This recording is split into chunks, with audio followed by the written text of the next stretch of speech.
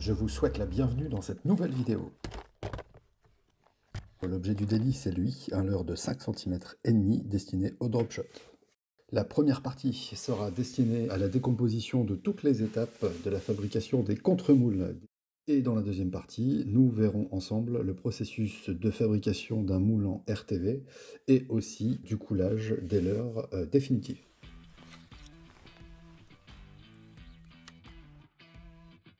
Non mais sérieux, elle est perchée elle.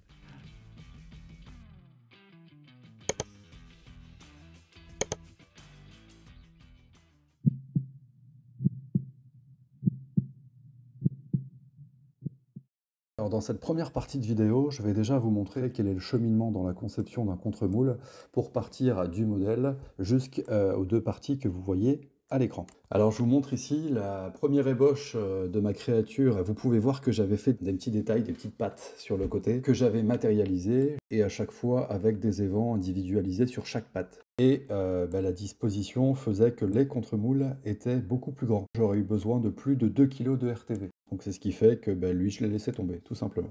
Donc première étape, créer le modèle de leurre que vous souhaitez reproduire. Petite manipulation toute bête, on va lui donner une inclinaison pour faciliter l'évacuation de l'air lors de l'injection. Donc souvent je pars sur 15 degrés, que voici. Comme le leurre est de petite taille, on va se permettre d'en faire plusieurs l'un au-dessus de l'autre pour pouvoir en tirer plusieurs exemplaires en un coulage. Ensuite, nous allons réaliser un cône de coulée. Donc étant donné que le moule va être posé à plat, le cône est vertical, très simple à couler. On va simplement faire le diamètre de la seringue, qui est de 15,5 mm, et ce cône de coulée sera relié à chacun des exemplaires que nous souhaitons, par un petit cylindre qui ressemble à ça. Même concept, il va y avoir un deuxième cône à l'arrière, qui va cette fois partir de l'extrémité du paddle inversé pour laisser échapper l'air par un deuxième évent dans le moule. Vient ensuite une étape très importante dans la réalisation du contre-moule, c'est-à-dire le fond. C'est en effet cette partie-là qui va être équipée de certains reliefs qui vont permettre aux deux parties du moule final de s'emboîter parfaitement. Je vous montre ça en image. Donc je vais vous montrer un exemple tout simple.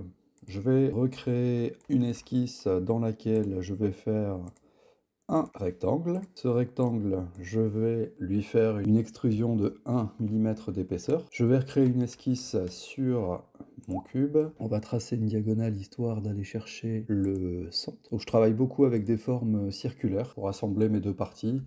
Ici, on va prendre un cylindre de 10 mm de diamètre que je vais également extruder pour avoir mon premier relief positif sur 3 mm de hauteur.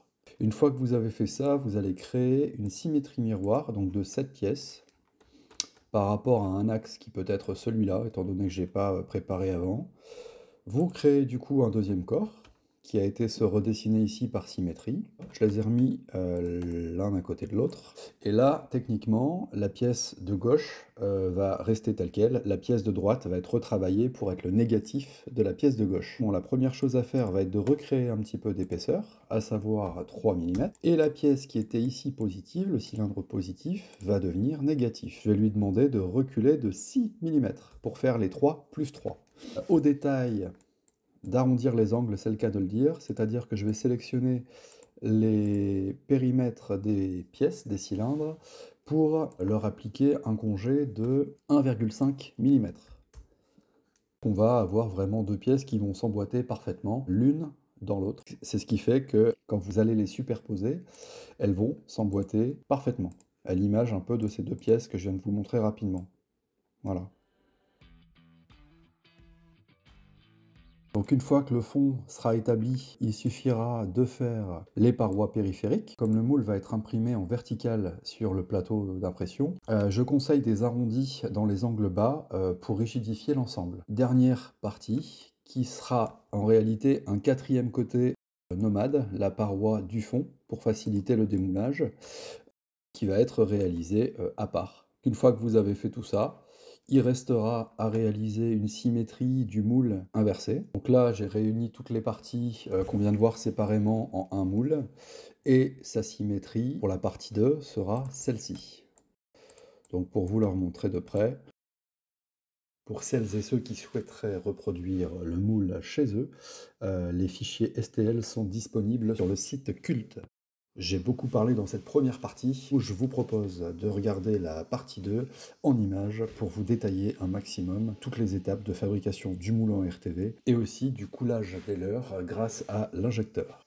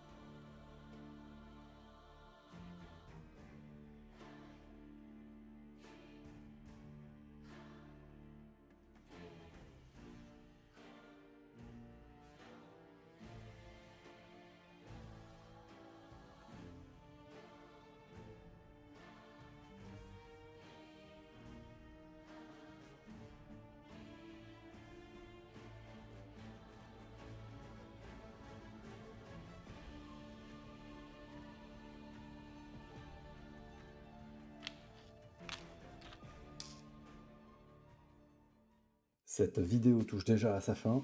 Je compte sur vous pour liker, aimer, partager au maximum. Toujours sympa de soutenir la chaîne. Je vous dis à très bientôt dans une prochaine vidéo. Salut les crafters!